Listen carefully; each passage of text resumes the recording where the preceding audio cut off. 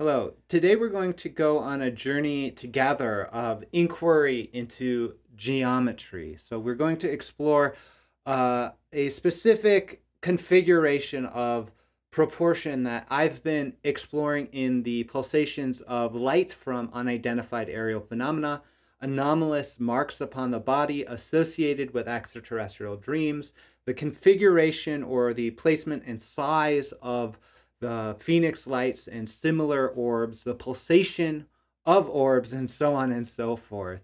So, by the end of this presentation, I hope that you will see what I cannot unsee.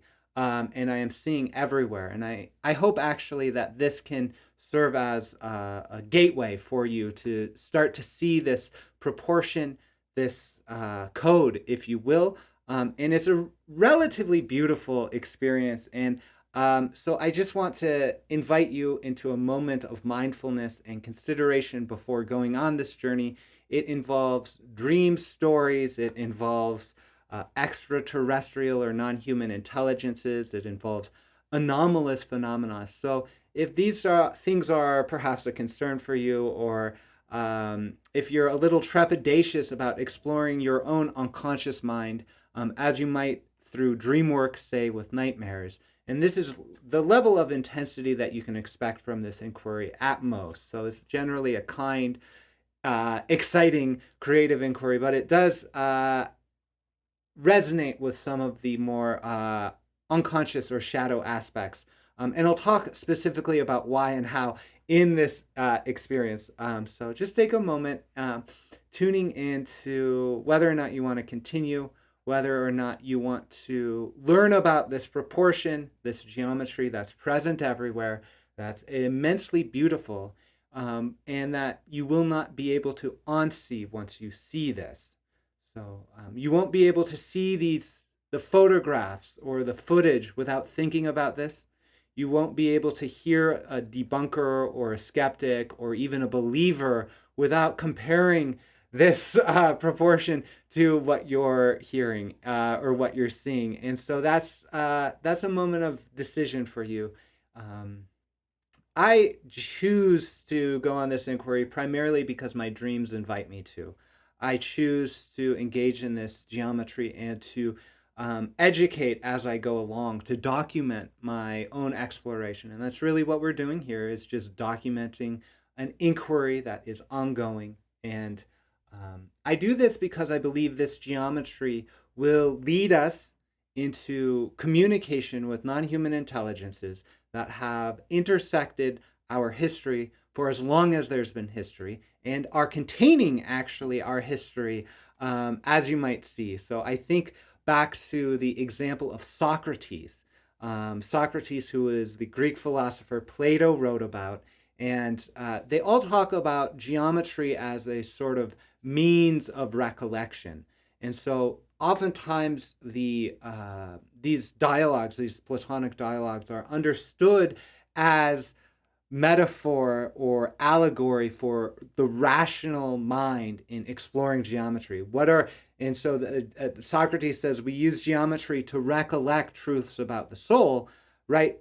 The modern day rationalist might say, oh, okay, we're recollecting the truth that a squared plus b squared equals c squared. And we're doing that absolutely in geometry. But what if we're actually recollecting something more? What if there's something more in this experience? And in fact, when Socrates was dying and they asked him, why are you not afraid of dying? Why are you going into this? He says, I recollected something in in association with an encounter he had with a non-human intelligence, generally understood to have occurred in the context of the Eleusinian mysteries, Eleusinian mysteries.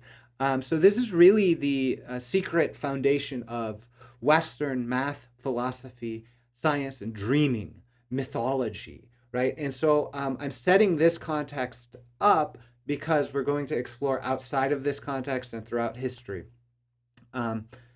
So just take a moment. I think it's worth exploring and engaging with these non-human intelligences that perhaps may be associated with the history of Western thought, with mathematics, with geometry, primarily because it can be of benefit to myself, my family, my community, and the earth. I have seen only respectful, kind, empathetic communications arising up and out of this geometry. And I think that this geometry will reveal a whole new world, a whole new era, or perhaps a primeval experience that we can go back to, a realm of enchanted eternity or something like that. So let's start getting into it, because I have about 5 examples from history that will set the Phoenix Lights expression in a very strong context, and we'll just get to it. It'll be sort of, we're going on a journey together, and so some of this stuff won't be punchy, some of it won't be exciting, but we'll do the geometry together, and that's really important to do. So let's do it. Let's get started with some of the geometry I'm seeing. So this right here, excuse me, let me get that started. This right here is a geometric analysis of a body mark, an anomalous body mark I found. I've gone through this on camera, deriving these and talking about this before, so I'll just simply share that with you. This is another one from the same experiencer, and you're starting to see this construction experience. And then this is another from, I believe, a video in Russia about the a similar orb expression as the Phoenix Lights, and I'm looking at this as a counterexample, and you can see this regular pattern of these dots. This is an inverted photo I'm now analyzing. So these would be bright lights in the sky. These are set within the Vesica Pisces. This is set within a bisection point, and then in the golden ratio on this radius. And they're all sort of up, down, left, right to these intersection points, which is characteristic of the language of this geometry.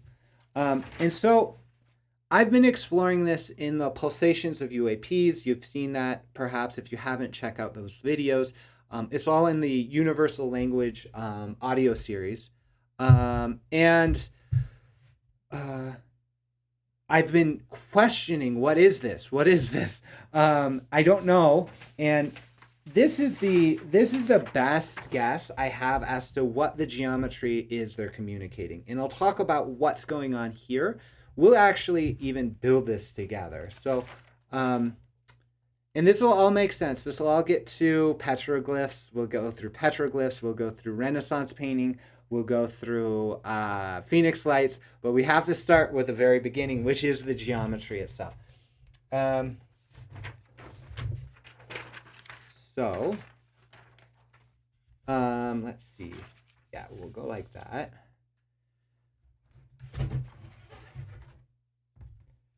This, by the way, is how my intuition, let's say, is guiding me to present. So I'm drawing a line. I'm going to draw a dot on that line. Right. This is ruler and compass geometry. So I have a dot, a line, and then we're going to draw a circle. And that really gives you a sense as to what we're doing. Dot, line, and circle, these are all the basic tools. But when we start adding circles in this experience, right now I'm creating the form that we understand as the Vesica Pisces. You might recognize, I like this form. That is this is like the Trinity knot experience, but we're actually going to work with the Vesica Pisces right now, because I want to just show, when I work with this radius, I've just divided this in half by using the Vesica Pisces. So that's one of the tools we'll use in ruler and compass geometry. We know it's half because I can actually draw a circle now with this as the center.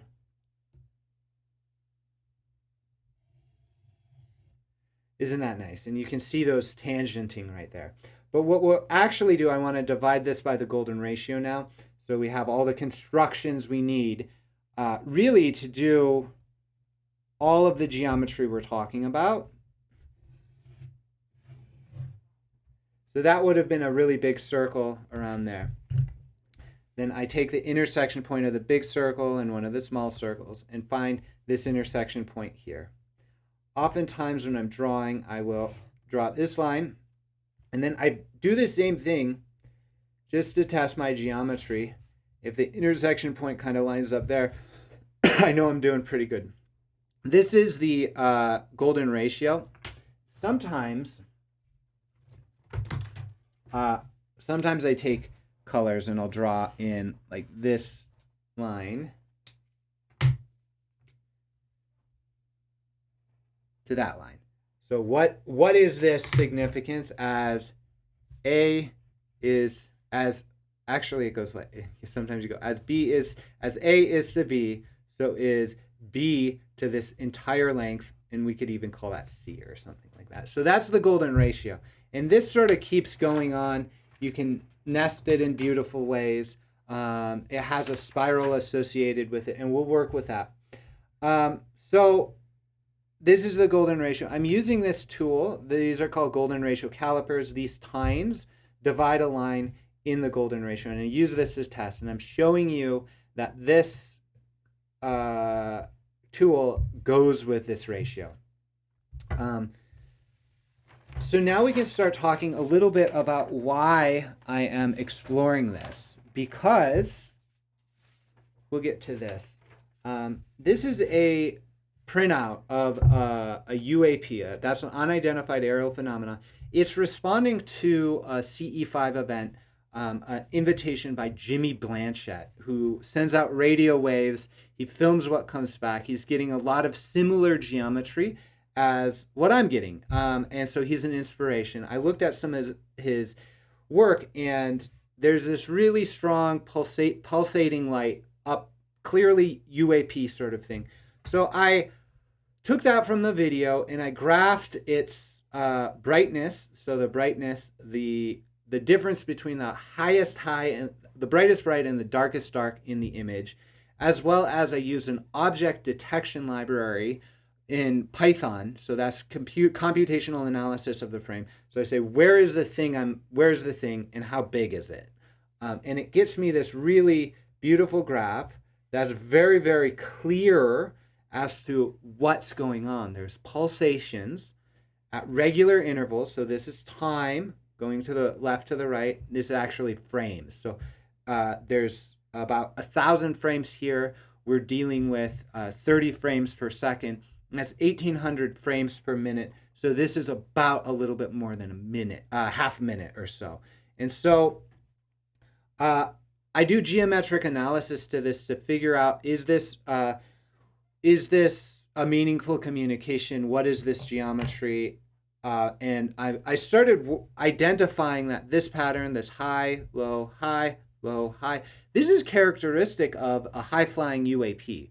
It does not seem associated with known aircraft, and it responds to CE5 invitations. And so there's a pulsation version and a flashing version of this same geometry.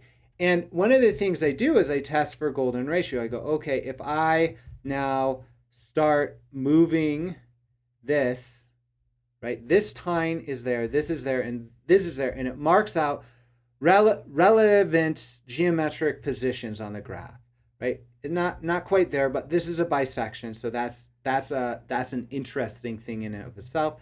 So then here we have something here, maybe not, and I start exploring, like, oh wow, actually there is a sense of coherence as I expand. I go, and it's really interesting that there's this sort of peak to the experience. And I often have wondered why or how this is happening. This is characteristic of another grid pattern that I've seen. I go, how is that actually happening? And I thought that perhaps the golden ratio emerged out of this intersection of circles. So we've got a regular pattern here marking what looks to me, right, like the golden golden ratio in this experience, right? Between these sort of vortex points. This is a little complicated, but this is where I'm at, and I'm like, where is this? And see how wiggly my calipers are. So I have to actually do it, and there's this little bit here so there's one grid pattern here that is determined by basically bisection or doubling of an initial experience, and then another intersection point that's very, very similar but not quite, that's determined by golden ratio division of one of these circles. That, I think, is actually expressive here. I think that's what's being expressed here, as well as the Monroe Institute UAP I analyzed, as well as a couple others, but I'm not quite sure. Anyway, so this is the geometry I'm thinking about, and this here is an example of that geometry where there's this sense of both division. So we have, let me actually start drawing this out, because if I start to draw out what I'm talking about, it might become clear. So what I'd like to do is now just kind of sketch out what I'm thinking, because this sort of analysis comes from looking at the Phoenix lights, which here's a very strong example of that. Actually, why don't we just do let's just do the Phoenix, one of the examples of Phoenix lights, if we have that paper here.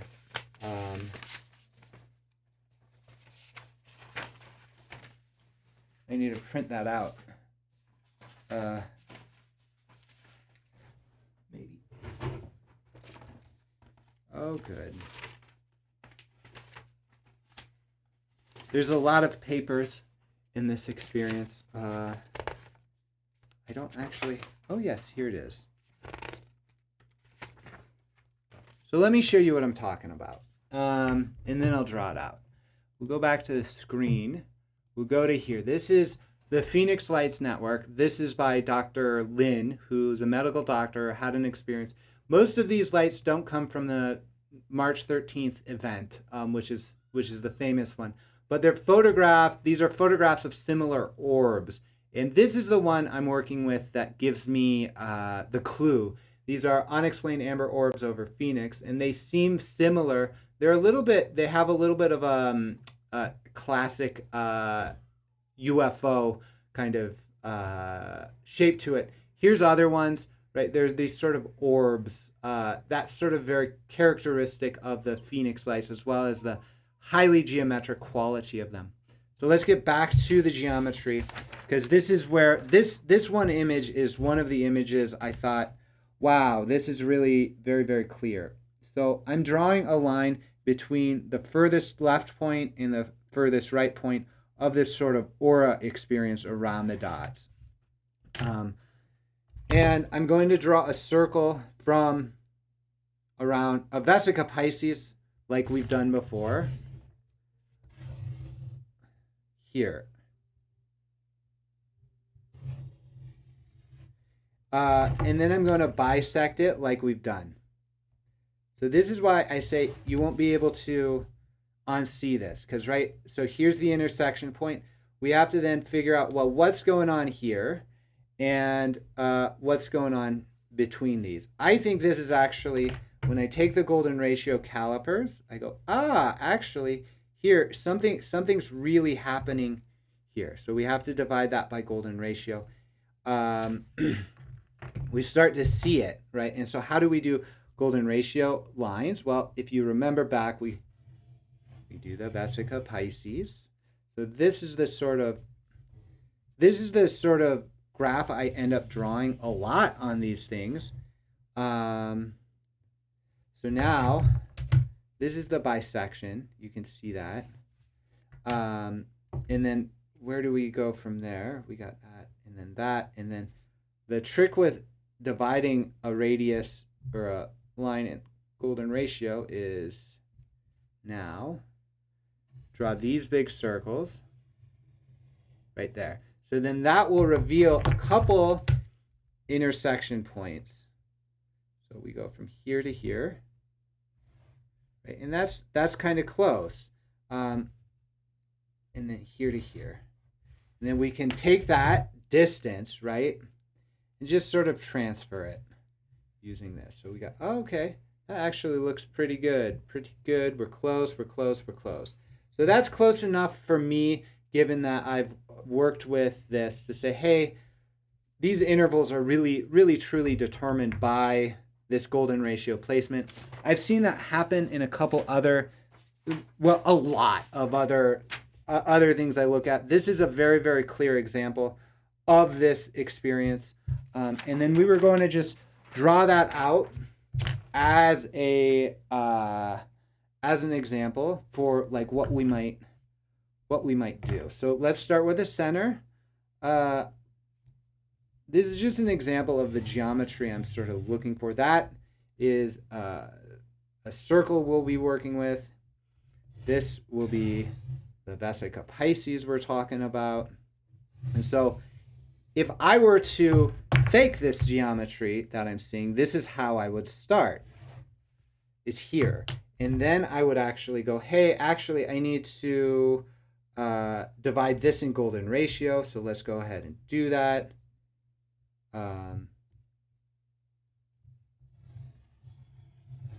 Love that, and then that. And so now we have everything we need to divide this in golden ratio. Something like that. I actually like drawing this out because this X for me is just my convention to say that's golden ratio. And then on this side, actually, which I find is really beautiful, oftentimes I will see this interplay or reflection of like bisection experience. So now this might be a grid for a dots in a line or one of these UAP manifestations. If I now continue this experience, right, so this is often what I will do, because I want to figure out, oh, what is the size of the dot? What is the size of the dot? I'm going, okay, well, let's actually make the size of the dot whole number ratio to the initial, the initial line. And so I'm just bisecting this down, and I'll bisect that once again. And I'm pretty sure I'm doing a construction of one of these from memory or something. That's totally fine. We're getting close. It won't be perfect.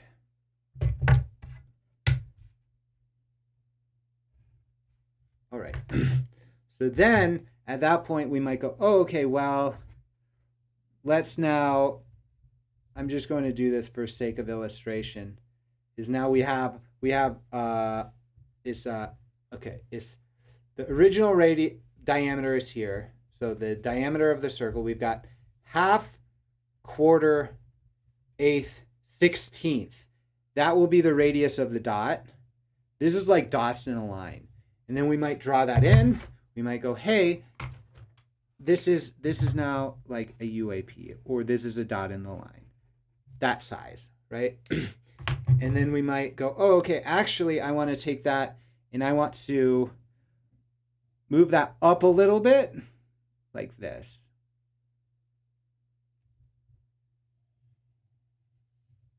And then actually on this one, I might want to take this. I'm just riffing here. This is how I see them sort of doing it.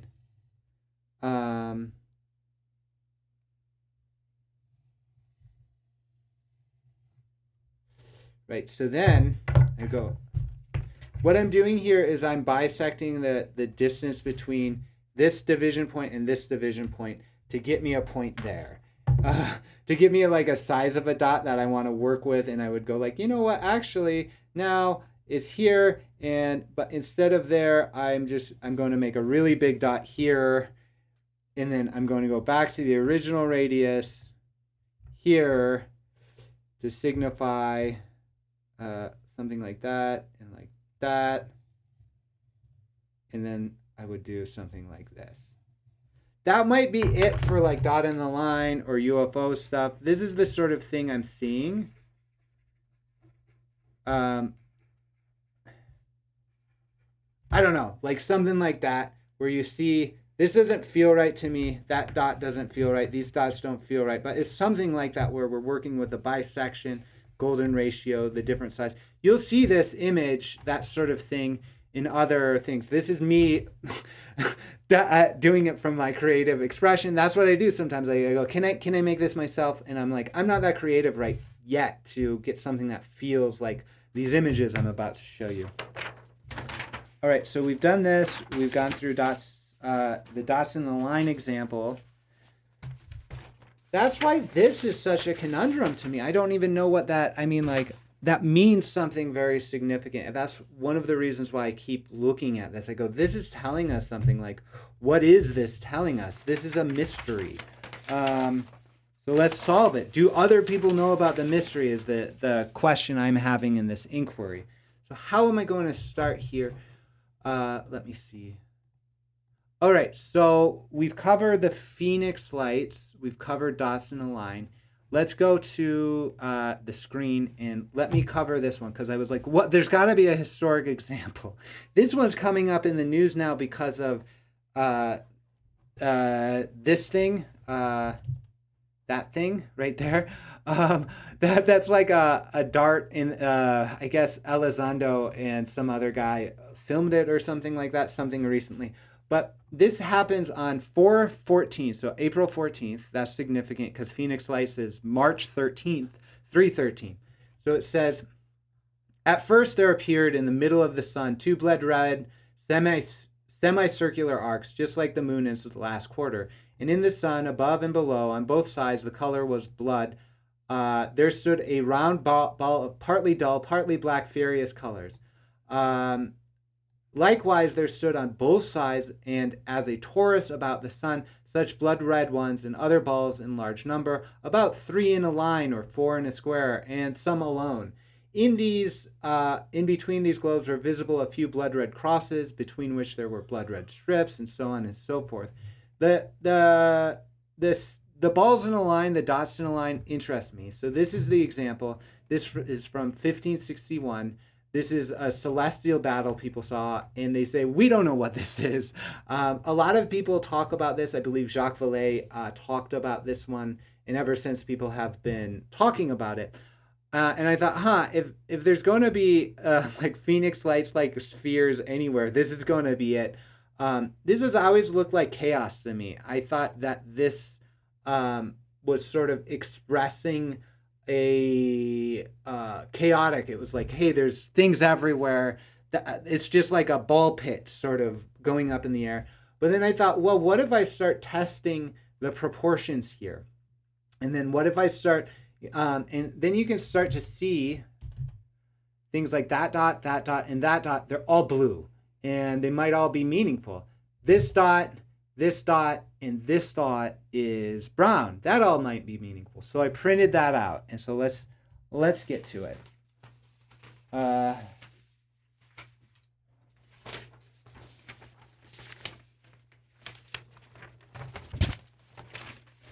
Great.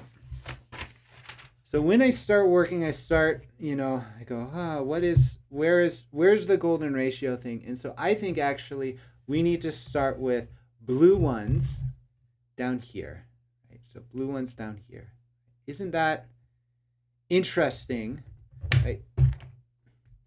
And this is coming from, we'll go blue, that's red, blue, blue, blue.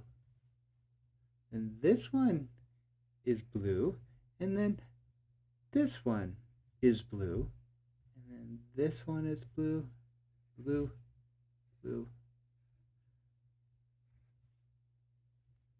All right, so we're starting to see a little bit of questionable order here. I'm just marking all of these so we can start testing. Like, what is actually going on? What is actually going on? So the first thing I noticed, right, is like when I start using the calipers, the tine lines up on the outside circumference here. I'll use this to point. The outside circumference here and the outside, one of the outside circumference here. So that's really truly an expression of like kind of dots in a line. I start to see that in a variety of places. When we then go down here, right, is that the case? Not when the tines are like that, but if I flip it around, right, wow, actually the same pattern is emerging, golden ratio, right? And isn't that fascinating? So then when I go over to here, these blue ones in a line, they look like they're lining up. We go, okay, where are the other blue ones in a line? Well, I mean, maybe that kind of looks like it. I mean, there's a sense of more cohesion than not when I start looking at this geometry, right? Like, can you see that between the blue ones? This blue one, blue one, blue one. So then if we start taking, let's do the red ones. Up.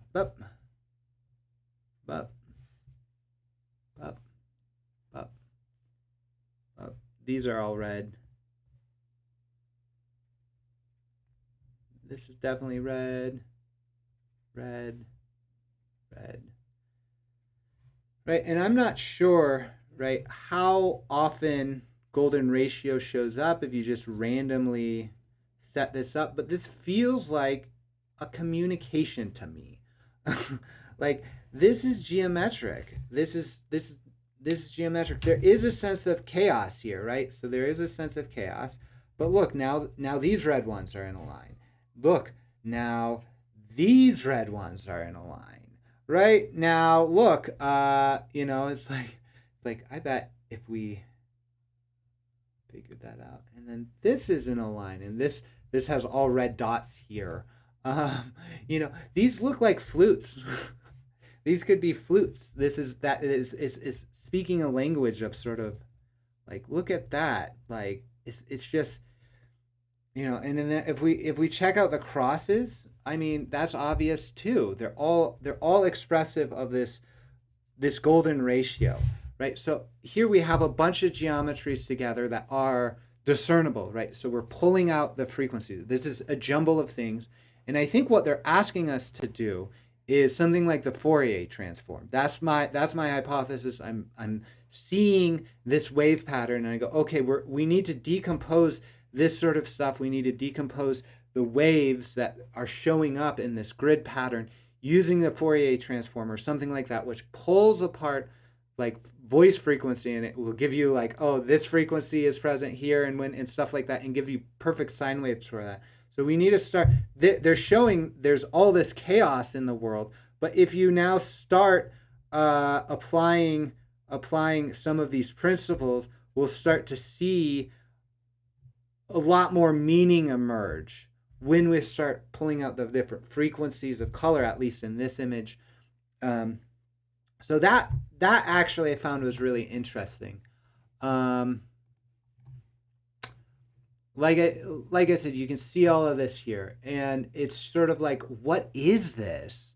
And then when we look to the precedent of the Phoenix Lights, you're like, oh, this is kind of what it might be. Here's an example. The next one I found, and I Googled this, and I said historic paintings of UFOs, and there was an article in the Sun that said crackpot theorist thinks these ancient paintings are about UFOs, and I thought, how offensive is that to call someone a crackpot?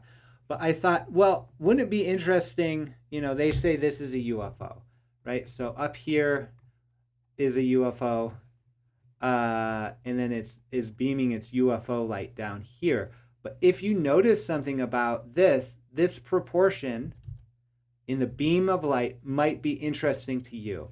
And this up here, right? How interesting is that it's equidistant, something like that.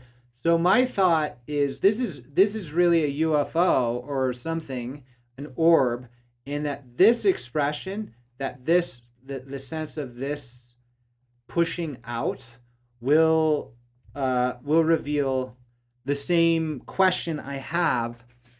It's the same theme as present in this diagram here. So let's get to the analysis of this one. and this one. So I print these out, and I make them black and white so I can draw on them. So we're just going to draw lines in here to see what that's like. It's not perfect. This line actually, I think needs to be somewhere right there. And then same thing here. Like I said, not going to be perfect, but enough to test with. And as I'm drawing this out, I go, oh, there's definitely a proportion here. So let's actually test it out. Let's see what that feels like here. And this down here, where the beams of light hit the people, and this is a baptism, I believe. Golden ratio is really definitely expressed in this, as well as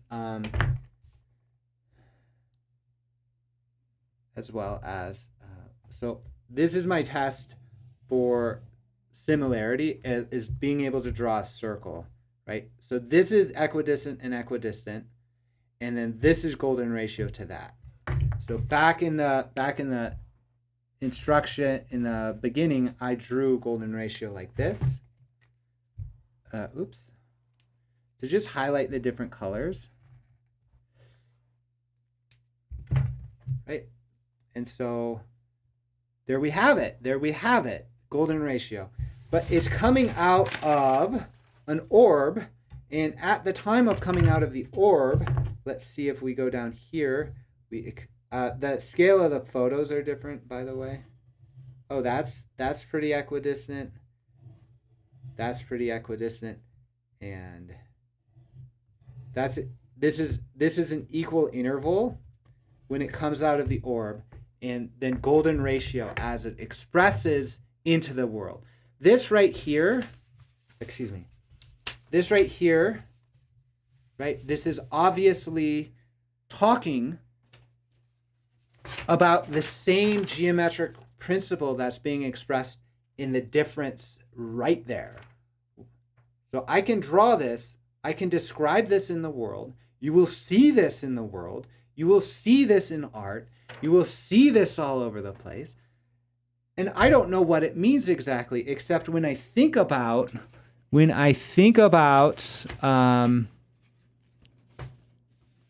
one of these, where on one side there's bisection, on one side there's golden ratio, I go, bisection is a rational, this right here, rationality. This is absolute rationality.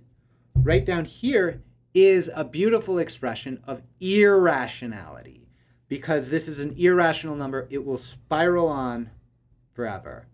And so that balance between beautiful irrationality and rationality is the theme of this, of these equidistant kind of parallel lines diverging and expressing golden ratio in one of them, right? So as this sort of insight comes out of the out of this orb or whatever. And so now we have to actually just test this out. If we go here to here, is this golden ratio? I don't see golden ratio. Give me 1 second.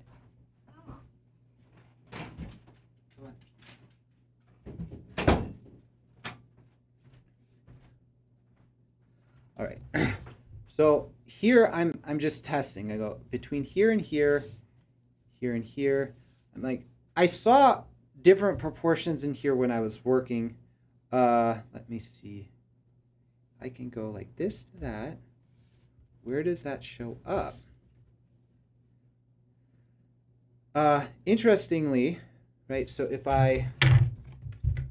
I'm just playing around here right now, so you get a sense as to what I'm doing, because I'm not actually actively, I go, oh, okay, actually, here that starting to feel more like what the size is, but it's not. This is not the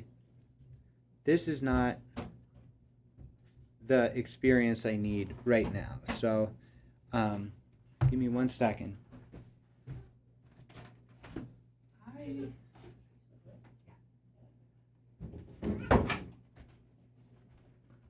All right, great. That's not the proportion up here. There's a mystery in here as to where this is coming from, what's going on. just wanting to, that's it.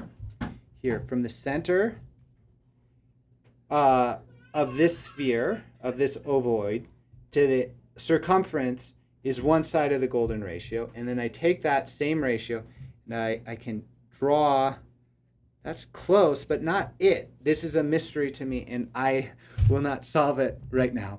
But because we have more to go. This is the theme. This is the theme. The proportion of intervals of this light from here down to here. So let's move that down. We've got another one coming up, which is this painting, The Miracle of the Snow. And who used a outline? Okay, Pope Liberius uses a hoe to mark the basilica's outline following the shape of the legendary snowfall. So from what I understand, there's a legend around this. I haven't actually read the whole thing because I just clicked on here and I said, oh my goodness, there's geometry in here. But so what I understand happening, and maybe we can just zoom in, is this is a circle. This is obviously Vesica Pisces around it, or a Vesica Pisces-like shape.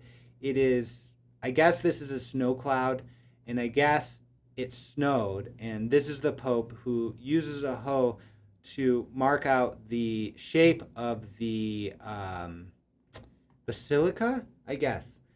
So let's get to this. I want to test to see what these things are. They look like UFOs to me, but I wanted to test that out. So let's do that.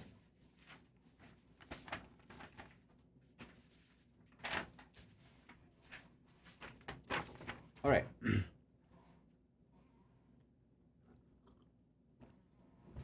So we've got one line of them here, another line of them here.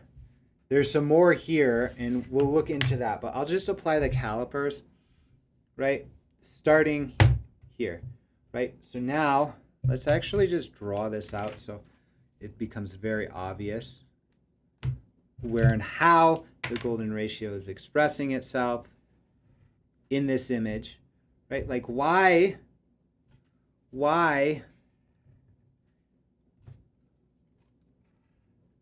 I mean, it's here, but it's like also these are very, very like look at that. This lines up. Down here, that lines up, right? And it's as if they, right? That sort of lines that, yeah, that lines up. So I'm just saying that the fact that we're having sort of this chaotic version of UFOs, but there's a very clear ratio in terms of the distance that these are flying next to each other, I think is telling and meaningful in and of itself. There's a lot more analysis to do. This is just an initial check. So I go, what is going on here?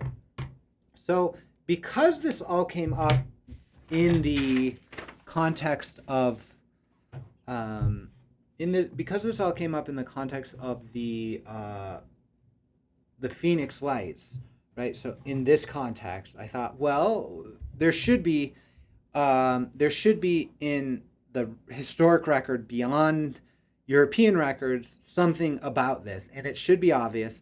We will see circular petroglyphs set within this ratio in a way that's obvious. And so I went on a sort of journey to figure that out. And I started looking at, I go, oh, okay, I know Chaco Canyon probably has something. I know the ancestral Puebloans likely have it because they lived in the region where the Phoenix Lights were happening. And that just makes sense. They have stories here.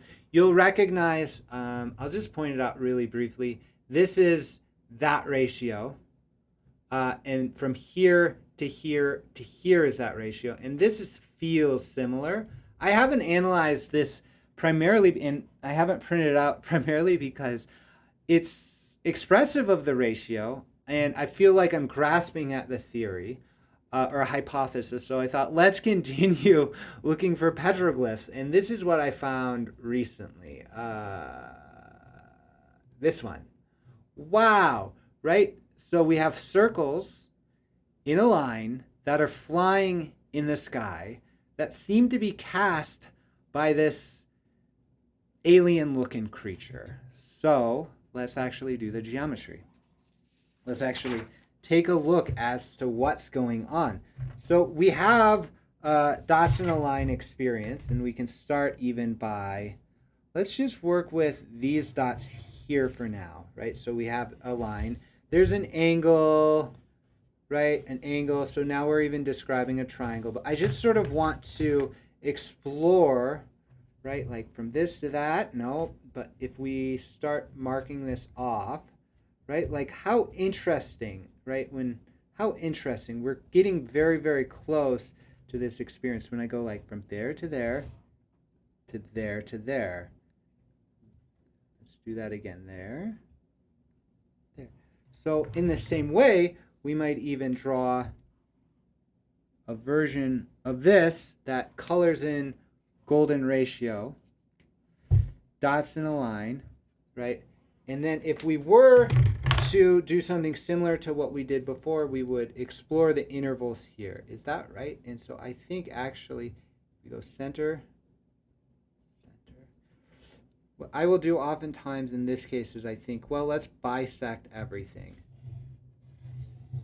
Start drawing the lines in here geometrically to get a sense of it. Because I want to see, is this placement of that guy in the middle of these two? And it's like, yeah, it is. And so that's present. And these things seem like they're flying orbs or circles. But then I started to go, hey, there's a lot more circles here actually. So if we then start to explore, wow, here is another expression of golden ratio. So we have the same thing here, right? I go, wow, that's really interesting. Is it the same? I mean, I don't know. So at this point, let's go from there to there to there to there. And is it like here? I mean, from the center of this guy's hand to his head is the same distance here. I mean, when we start looking at it, right, like what is actually happening? We've got golden ratio expressed yet again from his eye, between his eyes, or her eyes, let's say, in this hand. I mean, that's just, I mean, these ratios don't necessarily, the blue lines aren't exactly the same, but they stand in the same proportion. And so for me, to see that level of coherence and is really an offering of what's going on. This is a depiction, perhaps, of Phoenix lights, something like that. That's my suspicion, because it's like, where else do we see this geometry? Well, it's Phoenix lights. We see that in the Phoenix lights. It is associated with extraterrestrials on our side of it, so why not on that side of it? So I got, wow, that's fascinating, right? So we're seeing the same proportions being expressed in ways that are thematically obvious. Thematic, you don't need interpretation a little bit on this. You go, this is actually thematically, these have wings, these are circles that are flying in a geometric figure that is very expressive of dots in a line and the Phoenix lights, somehow being controlled by an alien-looking creature who embodies the same geometry. Like, that's the figurative, that's the interpretation I have here. There's something here. There's a cultural meaning that I'm not picking up on. There's certainly a cultural meaning, and it would be fascinating to see that. But looking at this, looking at the obvious qualities of the proportions coming through the European paintings and the imagery coming forward in Phoenix lights and things like that I think it's very similar. So let's jump back to the screen because I was like, well, maybe there's another example of this. And so you see in here, 5,000 years ago is what they're saying, right? So right here, let's go in. We've got something very, very similar, right, of that person that we were seeing. And then we've got dots here that are flying, and these are sort of meteors or something like that. And then more of these flying situations from these humanoid figures that have a sense of embodied geometry. So let's get back to that one to see what's there. This is the first time I've analyzed these, having printed them out, by the way. I wanted to use this time to document my exploration rather than do it and then present it again. So here we've got, this is pretty clear as to where a line of circles is. The first thing I'll observe is this radius. This is not is a different version, and maybe we can start to measure, right? Start to measure how is it golden ratio? Well, that looks close to me. I'm not sure how we'll get in there. Here we have another sort of set of 3 flying. I'm trying to figure out where is golden ratio showing up. That's pretty clear, this line. That's like close. But I wanted to focus on this right now. So I'm taking that. I want to just pull that up. So I'm taking that. Okay, where are these proportions coming in?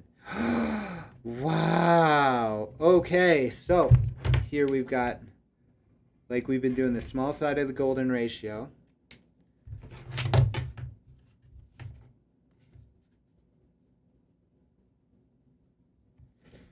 To more or less this little bit. Then the question for me is how do these relate? I mean, that's the question for me. So interestingly, right, if I do my best to put these at the meaningful intersection points, we sort of get there. It's really not perfect in the way we would expect a ruler and compass geometry to be, but also we're looking at petroglyphs, or so that's a really fascinating thing, that this is really kind of very close to expressive there. Again, this sort of guy that this person who embodies geometry, and I see that there, is sort of summoning these, right? And so it's just, so I think actually, right, here we have more that I'm testing. Again, is it going to be coherent? Is it not? Maybe not.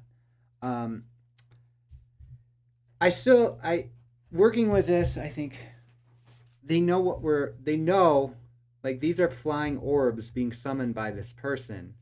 This is another person that has, right, like similar, right, from there to there to there. I mean, at some point this is unconscious. At some point this sort of expression of golden ratio has to be unconscious, but at some point we have to really know about it, right? Like, really, that there. I think that's fascinating.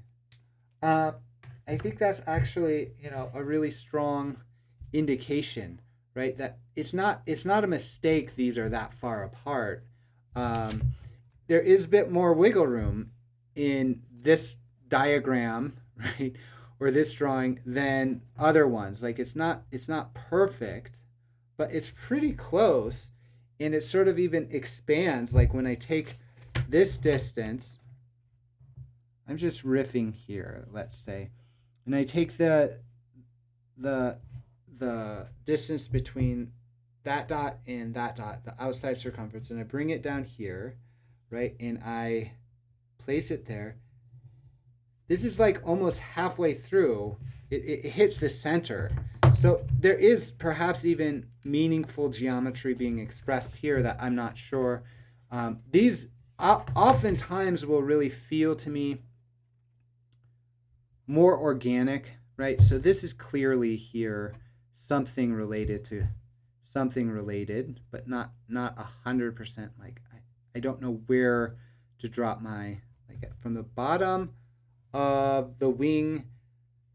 So the bottom of the wing to the top of there seems to map it out, actually. So if we were to continue the color scheme of proportions, it would be something like this, of golden ratio, experience being expressed. This to me sort of looks like it, but my calipers don't get small enough to, work with it. Let's actually draw this in so we have that sense. For me, looking at this, I think there is geometric coherence. It is expressive of this language. Like these are clearly beings. These are clearly flying orbs or circles. This is clearly referencing golden ratio or expressive of it. I think perhaps when we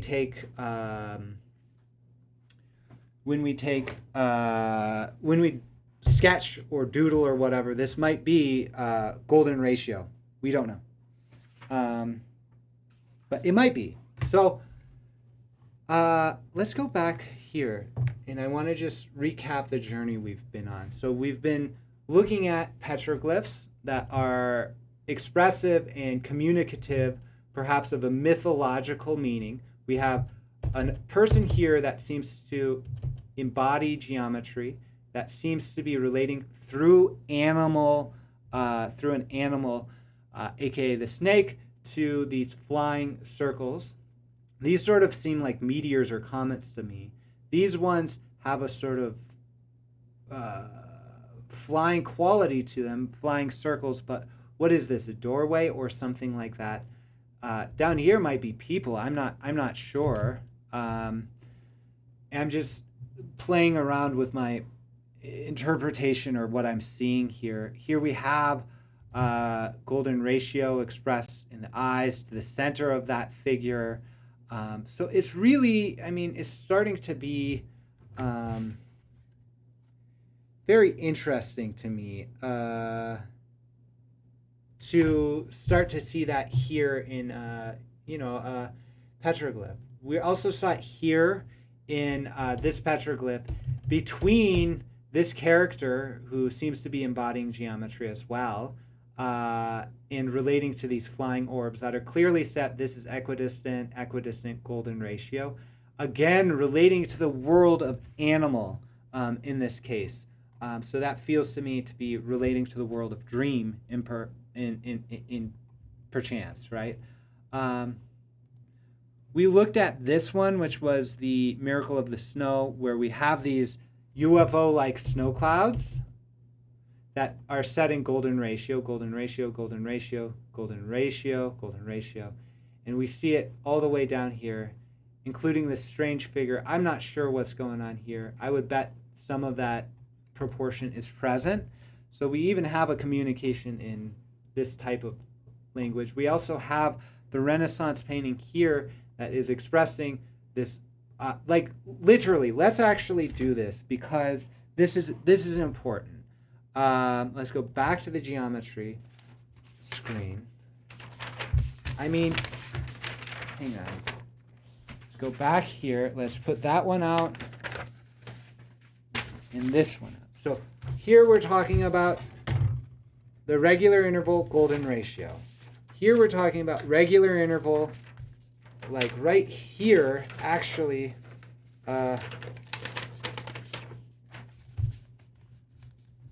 This is what I'm talking about. So these lines, these dots are equidistant, and they are set to a fourth that's within golden ratio to it. That's what's being expressed in this baptism radiation of lines. That's what's being expressed here.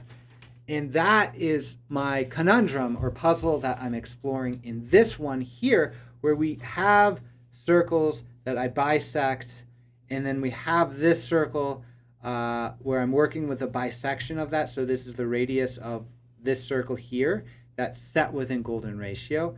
And then we're exploring the difference between this sort of regular, rational division of this line by an irrational division of this line.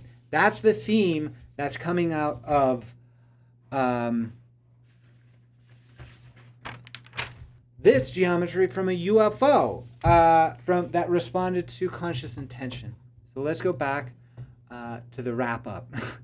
We're seeing it expressed in this, one of the earliest accounts of celestial phenomena, or UAPs, highly geometric, very, very much drawn in obvious golden ratio when we start to look at it using a language that's similar to the Phoenix Lights. We've seen that same proportion here, but it's not very clear or discernible as it is in this case here. This is the same sort of geometry being expressed in these lights here, associated with the Phoenix Lights, which we're seeing here. These are the same geometries that are also expressed in, let me get back to it, my analysis. This is the lights from Russia. In my analysis of dots in a line, right, which are anomalous body marks associated with ET dreams, which, if you don't remember, we've got something like an image of a dreamscape. Literally, we're talking about with animals, flying things, big things. I'm not saying this isn't real. I'm saying that this is something archetypal that's speaking to us through the language of dreams, aka the animals, the flying things, the big creatures, which are in and of themselves real, but it's the same sort of expression. I'm trying to dial it in and bring it back to showing that here's dots in a line associated with what could be termed like an extraterrestrial dream. I would say it's non-human intelligence or something like that. That same motif 5,000 years ago or whatever is being expressed in these dots in a line that are expressed on someone's body in association with extraterrestrial or non-human intelligence dreams. So we've really gone on quite a journey together.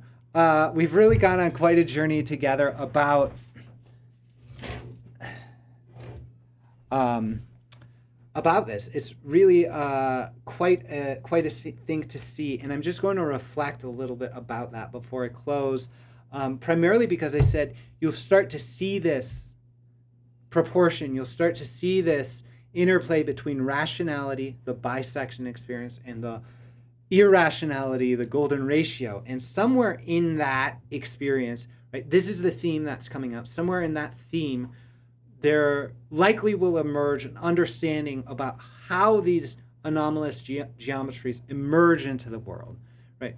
When we turn back to that painting of the baptism, the light, we see in the world of let's say that the Holy Spirit or God is all regular and rational, but then as it comes down into our world, there's a movement into irrationality.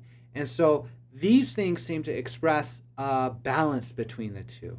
And one of the interesting things is that it seems to be emerging, this whole dialogue seems to be emerging in the tension between skepticism and belief.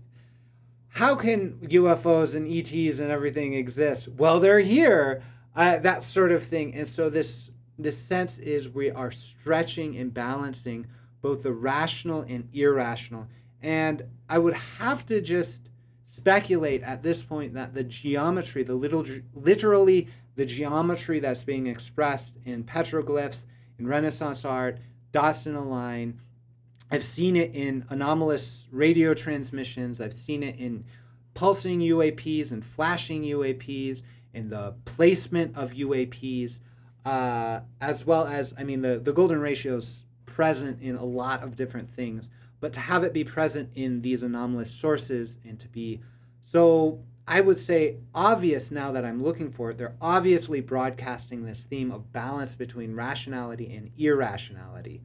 And I can only imagine that the message for us as a people, the Western colonistic materialist or post-materialist world, is really to balance this sense of rationality and irrationality. And so for me, that looks like perhaps a balance of masculine and feminine, the balance of subjective and objective, the balance of needing to know and not needing, and needing to be in the mystery, that sort of thing.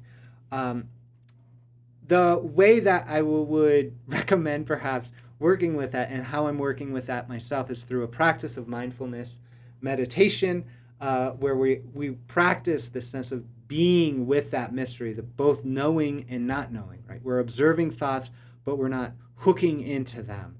And so that perhaps is the invitation here, where we're observing both the rational and irrational qualities of these experiences. We're relating to them directly, but we're not necessarily needing to jump to an exclusively rational conclusion about what the Phoenix Lights were, who these beings are on the rocks, what the mystery of the snow or the miracle of the snow is actually about. We can just sort of work with it and explore it and understand that our journey is both rational and irrational. And in some way, we might not ever fully understand it, even though we can work with these beautiful geometric mandalas that can contain these themes, communicate these themes in mysterious ways.